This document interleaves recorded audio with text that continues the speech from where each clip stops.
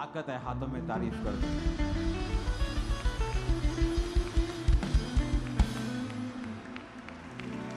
अपने घुटनों पे आओ और अपने पड़ोसी से कहो, ध्यान से सुनना। तू आज अपनी मर्जी से नहीं आया है, प्रभु तुझे लेके आए हैं। तो उसके मकसद को पूरा करना और ध्यान से सुनना उसकी मर्जी क्या है। आमीन। आपका स्वागत है जीवित खुदाबंद की हुजूरी में।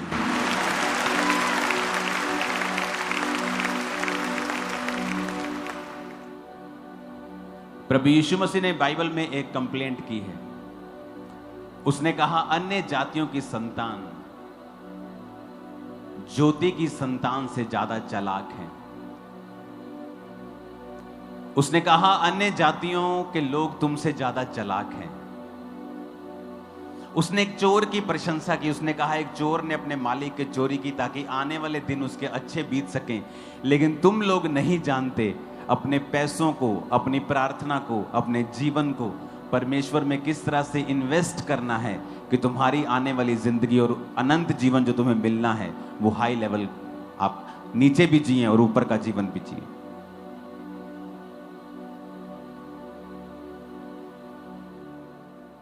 आपने ये बात नोटिस की होगी कि बाइबल में जितने अच्छे और बड़े किरदार हैं, चाहे वो दाऊद हो, चाहे वो अब्राहम हो, सुलेमान हो, पतरस हो, पौलुस हो, एक कॉमन चीज इनमें थी, वो थी ईश्वरीय बुद्धि के साथ चलना। एक कॉमन चीज इन सब में थी, वो कॉमन चीज थी ईश्वरीय बुद्धि। अपने पड़ोसी को बोलो, ईश्वरीय बुद्धि।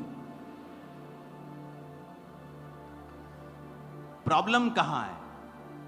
प्रॉब्लम यह है कि हम जब लोगों की टेस्टिमनी को सुनते हैं, हम उनकी स्टोरीज को नहीं सुन पाते और फिर हम अपने आप को उनके साथ कंपेयर करने लगते हैं कि मेरे को भी तो यही प्रॉब्लम है, मैं आजाद क्यों नहीं हूं।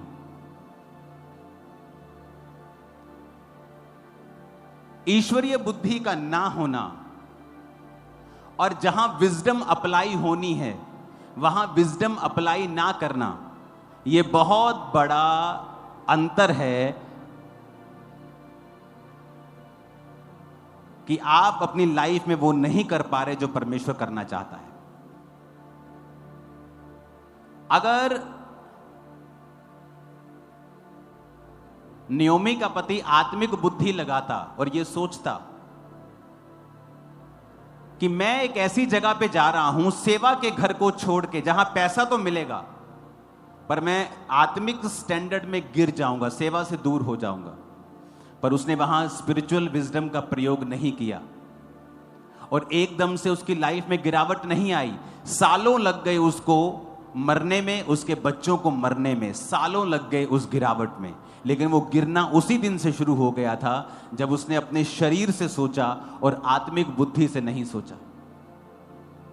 और रूत महीनों बाद बोअज से उसकी शादी हुई, लेकिन वो उसी दिन बढ़ना शुरू हो गई थी जिस दिन उसने अपनी आत्मिक बुद्धि लगाई थी और कहा था कि मैं अपनी सास के साथ ही रहूंगी ताकि मुझे यहोवा परमेश्वर की आराधना करना नसीब हो।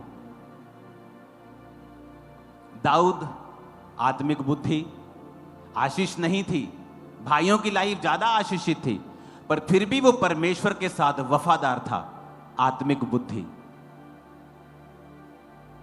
आज लोग पैसा मांगते हैं, मिनिस्ट्रीज में लोग बोलते, पास्टर्स हमें परमेश्वर रास्तों को क्यों नहीं खोलता? क्योंकि तुम लोग कभी भी टाइथ नहीं बोते हो। इस दुनिया का सबसे बड़ा स्टेडियम, दुनिया का सबसे बड़ा स्टेडियम, लोग बोलते हैं गुजरात में, कोई बोलता है नॉर्थ कोरिया में है। अब रिकॉर्ड ब्रेक होने वाला है दुनिया का सबसे बड़ा स्टेडियम नाइजीरिया की एक चर्च बना रही है, दुनिया का सबसे बड़ा स्टेडियम। और उस पास्टर की टेस्टिमनी क्या है? वो अपना पर्सनल टाइथ और चर्च का टाइथ दोनों निकालता है। कहता मुझे फिर लोगों की ओर देखने की जरूरत नहीं पड़ती, मैं वफादार खुदा के साथ रहता हूं, उसके पैसों के साथ रहता हूं, और परमेश्वर मुझे सप्लाई देता है और असीमित सप्लाई देता है। कई बार हम परमेश्वर के वचनों को बाय फेथ अप्लाई नहीं कर पाते, जिसकी वजह से आप एक लिमिटेड सोर्स के अंदर रहते हैं।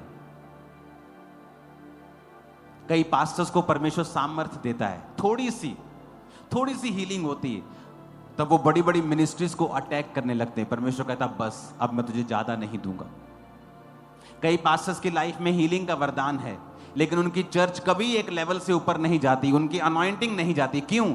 जैसे ही कुछ बड़ा काम वो करते हैं, सेकंड डे वो दूसरी मिनिस्ट्रीज पे अटैक करना शुरू करते हैं। और प्रभु कहता है अगर मैं तुझे इतना दे रहा हूं और तू अटैक कर रहा है, अगर मैं तुझे ज्यादा दूंगा तू अपने आप को परमेश्वर समझ लेगा। इसलिए मैंने आपको कहा था कि जो सामर्थी लोग हैं वो हर बार जवाब नहीं दे पाते।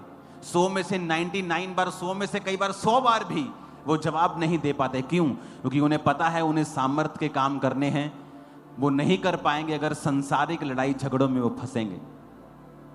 आत्मा में कोई जवाब देना हो मैं दे दूंगा, लेकिन आप कुछ बोलेंगे कुछ मेरे खिलाफ, उसका मेरे पास कोई जवाब नहीं होगा, क्योंकि मुझे परमेश्वर के सामने सीधा रहना है। हालेलुया। आत्मिक बुद्धि हर जगह आपको लगाई हुई मिलेगी जहां बड़ा मिरेकल हुआ होगा, जहां भी परमेश्वर का हाथ आया होगा। आपने नोटिस किया होगा उसके पीछे एक स्पिरिचुअल विजडम थी जो अप्लाई की गई थी। नमान गोडी को कहता अलीशा जा 7 डुबकियां मार ले। आत्मिक बुद्धि से नहीं सोचा, शारीरिक बुद्धि से सोचने लगा, भाग गया। उसका सेवक कहा कितनी मुश्किल बात है, कर ले तो। आत्मिक बुद्धि लगाई, वो किया, बच्चे के समान स्किन होकर वापस आ गया। जब भी आपको परमेश्वर का हाथ चाहिए, आपको आत्मिक बुद्धि लगानी पड़ेगी वहां। शारीरिक बुद्धि नहीं, किसी को बताना नहीं, मेरी जॉब खतरे में आ जाएगी। चर्च में जाते हैं, मिरेकल भी हो गए, बपतिस्मा नहीं लेना, शादी कहां करेंगे? तुम एक मूर्ख हो, परमेश्वर की निगाह में तुम मूर्ख हो। संसारिक दृष्टि से तुम बुद्धिमान हो, सियानपना चल रहे हो, पर परमेश्वर के सामने तुम एक मूर्ख हो। जब तुम आत्मिक बुद्धि लगाओगे तभी परमेश्वर का हाथ तुम्हारे ऊपर प्रकट होगा। हन्ना क्या करती थी? शारीरिक बुद्धि लगाती थी। जब बच्चा नहीं होता था कुड़ती थी, चिल्लाती थी, कलेश डालती थी, अपने हस्बैंड को बोलती थी। हस्बैंड कहते मैं कौन सा परमेश्वर हूं, मेरी दूसरी पत्नी के हो रहे हैं, तेरे नहीं हो रहे, तो यहोवा ने तेरी कोख को बंद किया हुआ। और एक दिन हन्ना ने आत्मिक बुद्धि लगाई, प्रभु के भवन में गई, बिलख बिलख कर प्रार्थना करने लगी।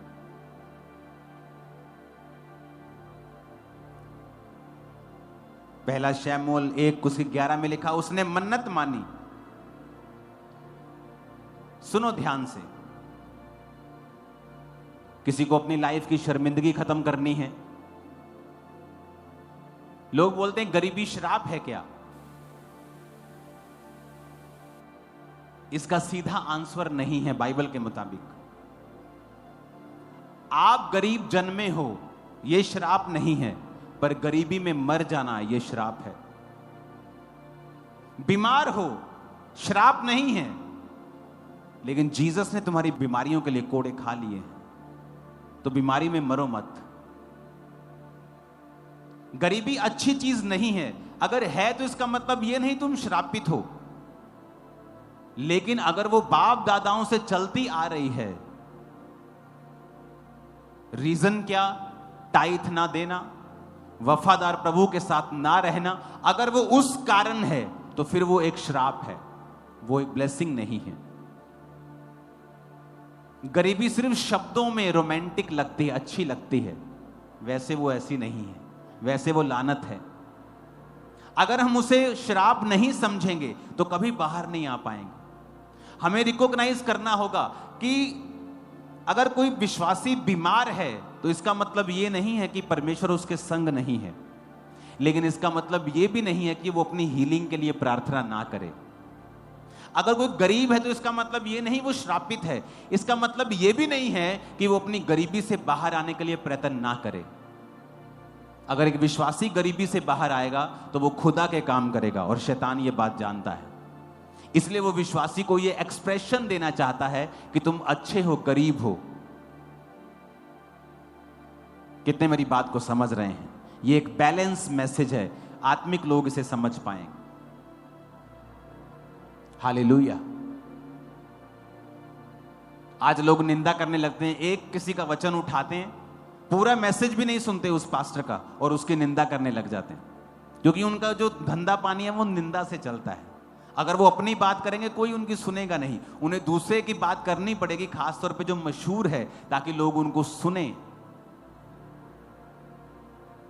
आप बाइबल में देखो, जहां जहां विजडम अप्लाई हुई है वहीं मिरेकल हुआ है। तो आज हम एक केस स्टडी करेंगे हन्ना का। मैं सिर्फ कुछ वचन पढ़ूंगा, आप पूरा निकाल के रखें। पहला शमूएल पूरा एक बाब, एक अध्याय आप निकाल के रखें।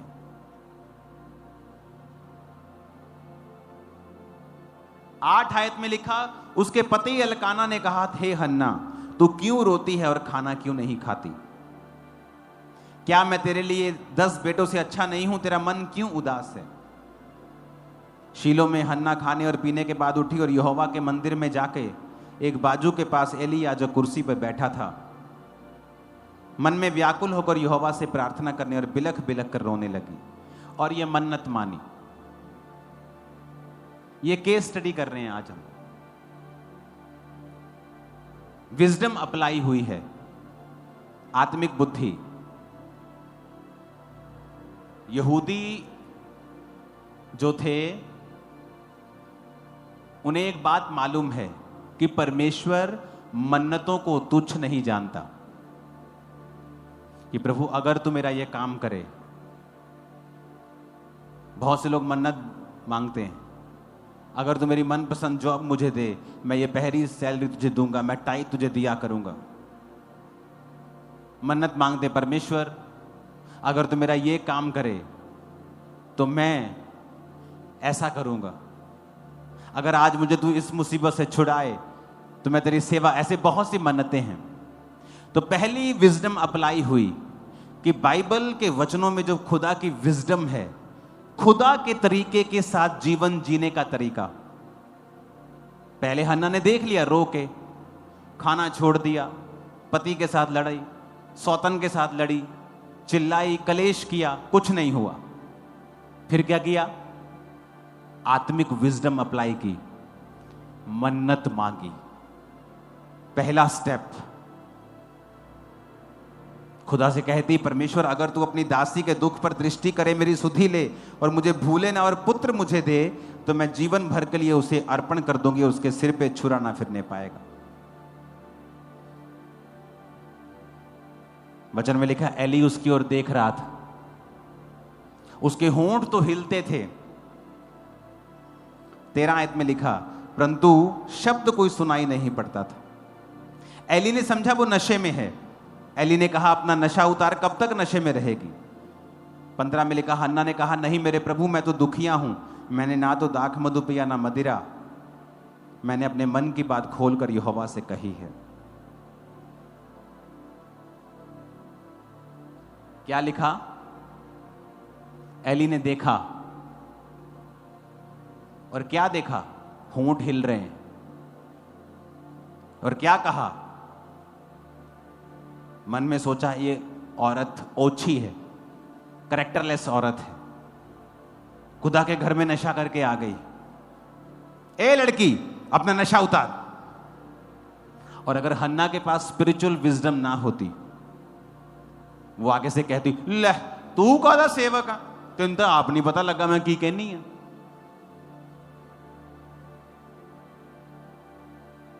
एक सेवक एक आदमी भी है, उसने उसे परखने में गलती की, पर फिर भी वो खुदा का सेवक ही ठहराएगा, उसका अभिषिक्त ही ठहराएगा। लेकिन हन्ना ने गलती नहीं की ये कह के कि क्या तू आत्मिक नहीं है, क्या तुझे जांच नहीं है, क्या तू जांच नहीं पा रहा कि मैं तो दुखिया हूं। उसने कोई टांच नहीं मारी, उसने कहा, हे मेरे प्रभु, 15 में ह्यूमिलिटी, नम्रताई। किसी वॉलंटियर ने गलती कर दी, आप वीडियो बनाने लग जाते हैं क्योंकि आप नम्र नहीं हैं, आपके अंदर स्पिरिचुअल विजडम नहीं है, आपको प्रभु के घर की इज्जत की, प्रभु की इज्जत की, अपनी इज्जत की कोई परवाह नहीं है। हन्ना ने कहा, मेरे प्रभु मैं तो दुखिया हूं, ना मैंने शराब पी ना दाख मधु, पर मैंने मन खोल के अपनी बात यहोवा से कही। मुझे ओछी स्त्री ना जान, मैंने शोकित होने और चिढ़ाए जाने के कारण यह सब कहा है। एली ने कहा, कुशल से चली जा, इज़राइल का परमेश्वर तुझे मन चाह वर दे। चाहे उसे परखने में गलती लग गई, पर उसके शब्द अभी भी पावरफुल हैं, और जैसे ही उसने ये शब्द कहे, कुछ ही हफ्तों में हन्ना प्रेग्नेंट थी।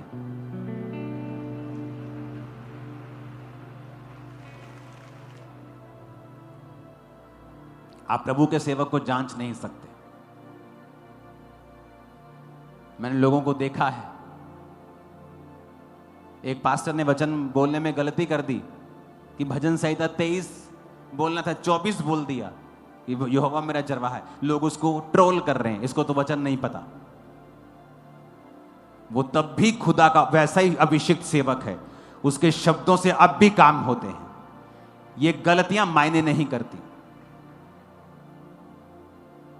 क्योंकि वो एक शरीर में भी है। कितने मेरी बात को समझ रहे हैं? ये है स्पिरिचुअल विजडम, सबके पास नहीं है, इसीलिए तो सब इफेक्टिव नहीं है खुदा के राज्य के लिए। सब रूहें नहीं बचा पाते, इतनी सब इतना काम नहीं कर पाते। डिपेंड करता है आपके अंदर प्रभु की विजडम कितनी है। नेक्स्ट कहते, तेरी दासी तेरी दृष्टि में अनुग्रह पाए, और वो चली गई। क्या हुआ उसके बाद? वो प्रेग्नेंट हुई।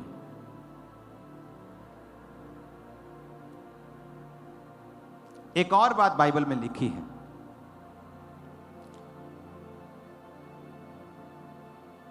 इक्कीस आयत में उसका पति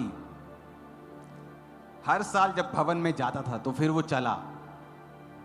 जब शैमूएल हो गया तो हन्ना कहती, मैं अभी खुदा के घर में नहीं जाऊंगी,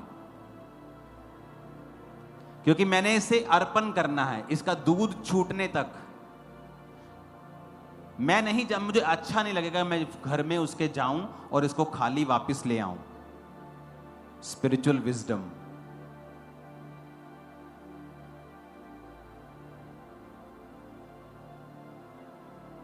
शाऊल गधियां ढूंढने के लिए गया, गधियां नहीं मिली।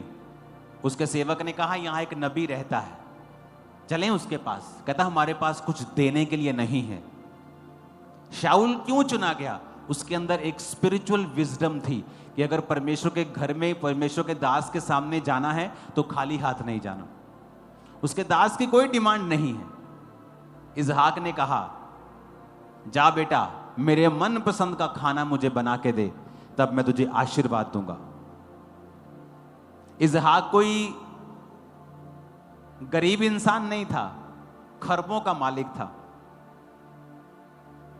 ऐसे वो 50 तरह के खाने बनवा सकता था, लेकिन ये एक स्पिरिचुअल विजडम है कि जब आप फादर की लाइफ में बोते हैं, आप कुछ लेते हैं उससे। जहां भी काम हुआ स्पिरिचुअल विजडम अप्लाई हुई होगी, चेक कर लेना बाइबल में। हालेलुया।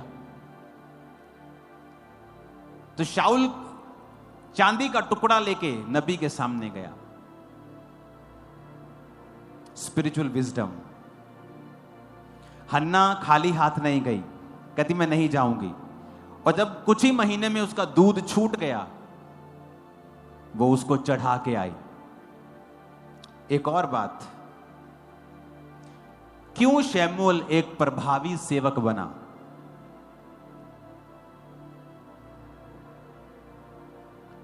बाइबल कहती एली जो सेवक था उसके लड़के लुच्चे थे, बाइबल कहती, और वो चर्च की औरतों के साथ व्यभिचार करते थे। एली ने उनको डांट कर उनकी ड्यूटी से उन्हें नहीं हटाया, पर शमूएल ने कभी भी एली को बुरा भला नहीं कहा। Spiritual wisdom. प्रभु ने एली का न्याय किया। God's judgement. हर साल हन्ना और उसका पति उस भवन में आते थे जिस तरह पहले आते थे।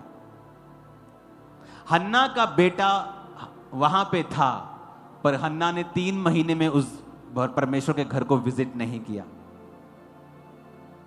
आज लोग परमेश्वर के घर में अपना बच्चा दे देंगे, हर 1 महीने में फोन करेंगे, ठीक है तू ठीक है, तुमने रोटी मिलती है? कि कब आपका वीक मोमेंट आए और आपको सेवा से दूर कर लिया जाए।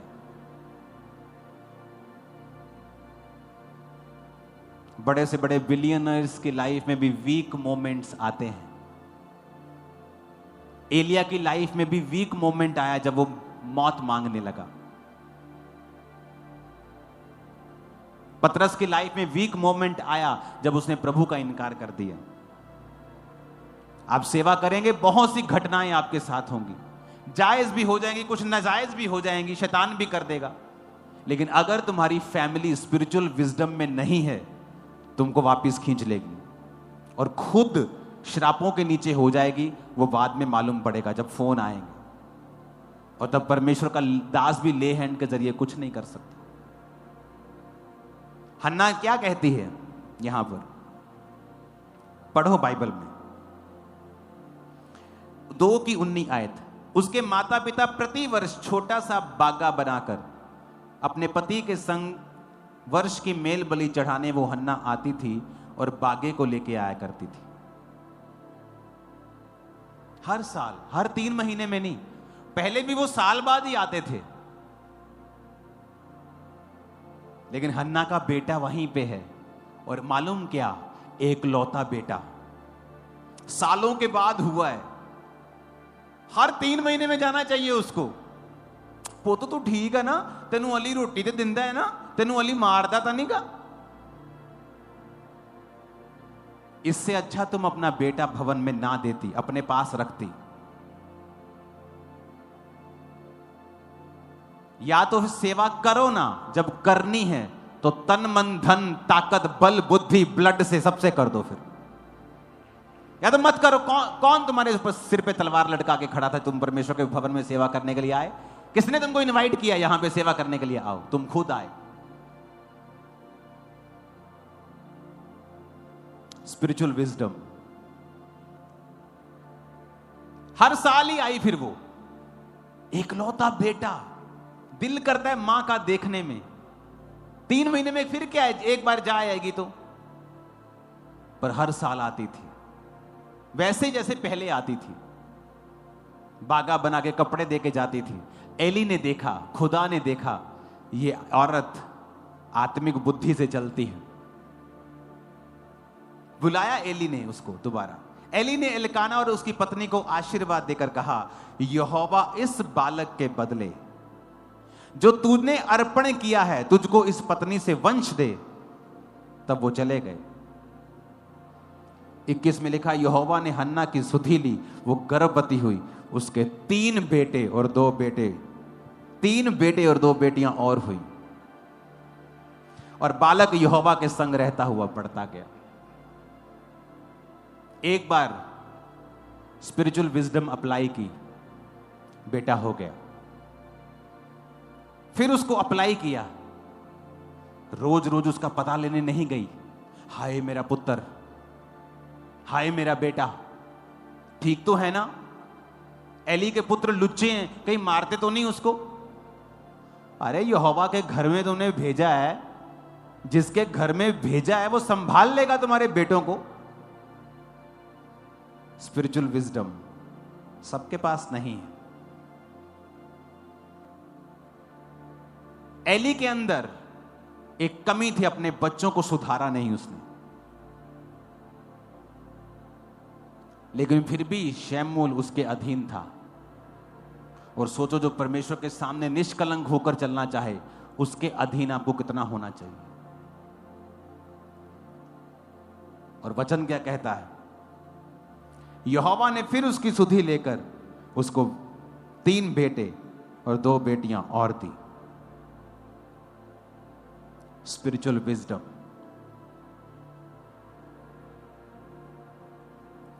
अगर आपने खुदा को कोई चीज दे दी है तो भरोसा रखें, परमेश्वर के ऊपर छोड़ दें सब कुछ।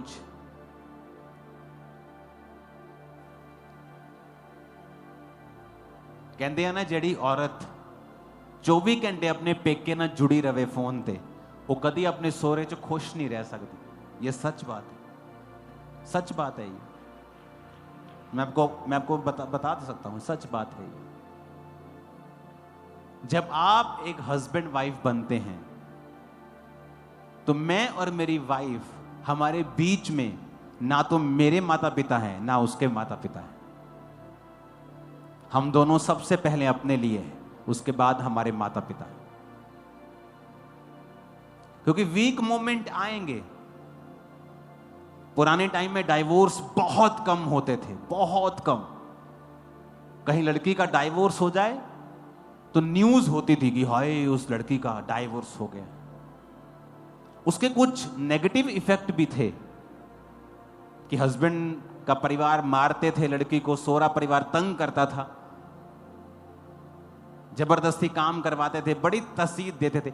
साइड इफेक्ट भी थे, लेकिन घर बना रहता था।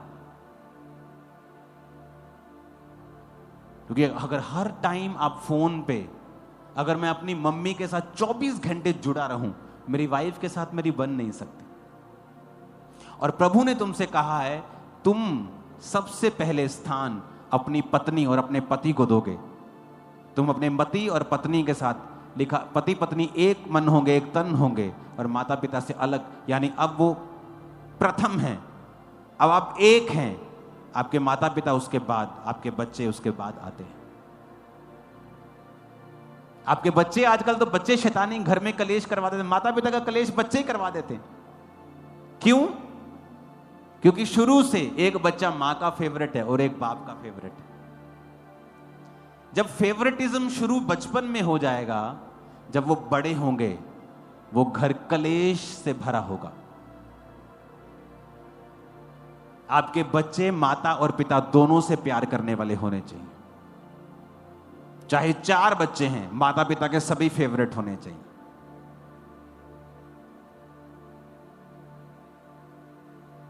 कितने समझ रहे हैं?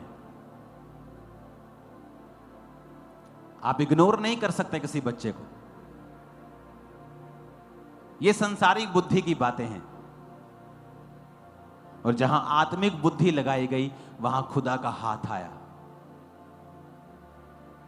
सेंस क्या कहती है कि मेरे पास इतना नहीं है कि मैं परिवार का गुजारा करने के बाद टाइथ दे सकूं। स्पिरिचुअल विजडम क्या कहती है कि मुझे पहले टाइथ निकालना है, बाद में देखी जाएगी, खुदावंद इंतजाम करेगा। एक दिन आएगा आपके पास बहुत आयत से होगा। Spiritual wisdom.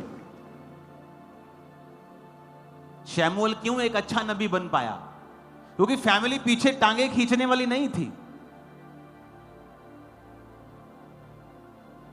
इमेजिन करो, यहां शमूएल रहता है, उसी घर में एली रहता है जो बूढ़ा हो चुका है, आंखों से कम दिखता है।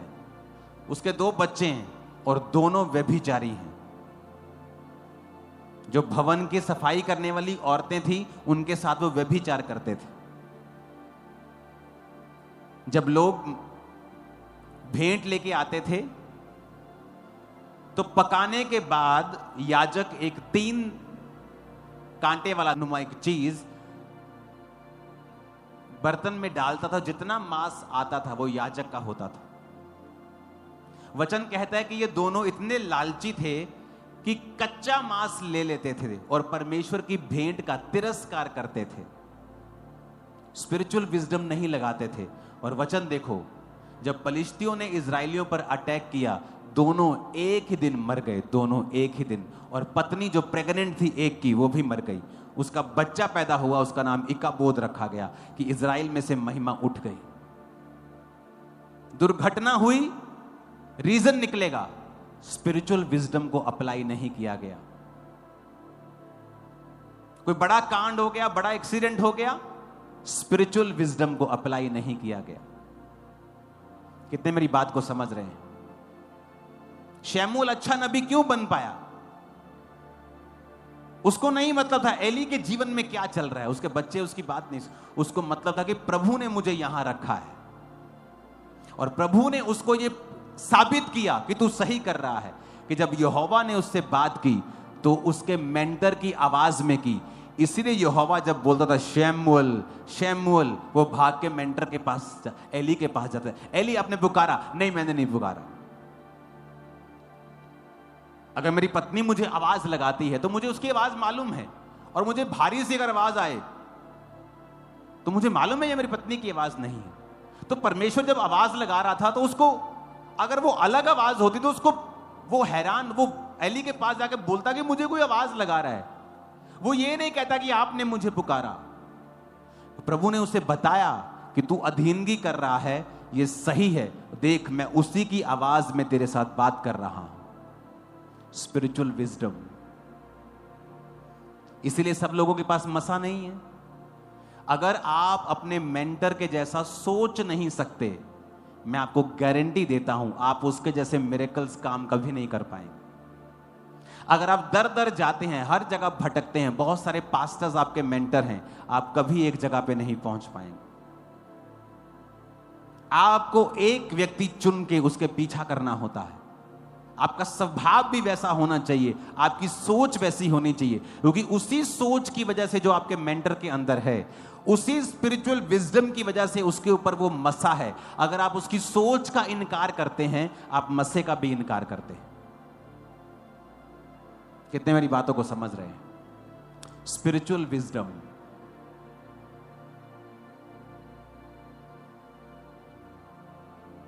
लड़ाई झगड़ों में ना पड़ना, स्पिरिचुअल विजडम। जब मैं परमेश्वर में आया तो मेरा बिजनेस था टाइल्स का। आज बहुत से लोग हैं, अगर आप नडाला बेगोवाल की साइड पे चले जाएं, जिन्होंने हमारा लाखों रुपया देना है। आज मेरे पास पावर है, सरकार में पहुंच है, मैं पैसा वापस ले सकता हूं। मैं लड़ाई झगड़े में नहीं पड़ा तब, क्योंकि मुझे प्रभु का काम करना था। स्पिरिचुअल विजडम, प्रभु को आगे रखना, स्पिरिचुअल विजडम, आत्मिक बुद्धि है।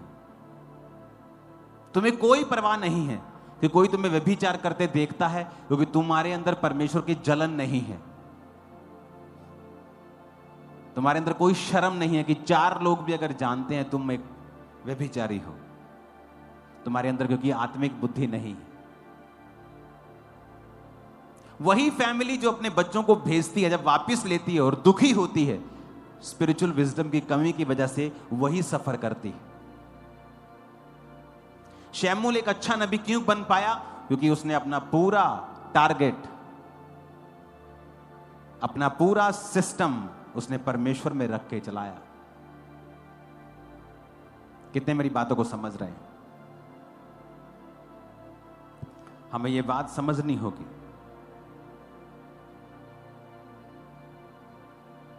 संडे में आपसे बात करूंगा इसको हासिल कैसे करना है, क्योंकि ये एक तरीके से हासिल नहीं होती। आज मैंने आपको बताया है क्यों जरूरी है, क्योंकि स्पिरिचुअल विजडम हर एक बड़े मिरेकल के पीछे आपको खड़ी मिलेगी। हर एक बड़ा बदलाव जो किसी व्यक्ति की लाइफ में हुआ है, उसके पीछे आपको एक स्पिरिचुअल विजडम मिलेगी। अगर वो नहीं है तो वहां बदलाव भी नहीं है।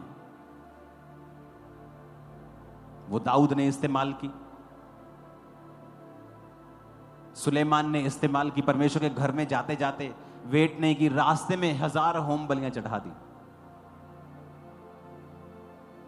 आज अगर एक भेड़ की कीमत 10,000 या 20,000 है तो लगा लो कि 2 करोड़, एक 2 करोड़ की भेड़ें रास्ते में चढ़ा दी। अभी तो भेड़ चढ़ानी है, अभी तो रास्ते में चढ़ा दी। प्रभु उसका दिल देकर खुश हुआ कि मेरे लिए इसने कुछ रख छोड़ा नहीं। Spiritual wisdom. उसी रात सपना आता और प्रभु कहता है मांग तुझे क्या चाहिए। हर बड़ा बदलाव आत्मिक बुद्धि को चलाने से हुआ है। वचन को पढ़ो, जो कहता है करो, यही आत्मिक बुद्धि है। पहला काम वचन पढ़ना, जो कहता है उसे करना, अपना दिमाग अपनी सेंस प्रयोग में ना लाना। कितने मेरी बातों को समझ रहे हैं? अपने पड़ोसी को बोलो आत्मिक बुद्धि लगा, तू सेम नहीं रहेगा। फिर से कहो आमीन।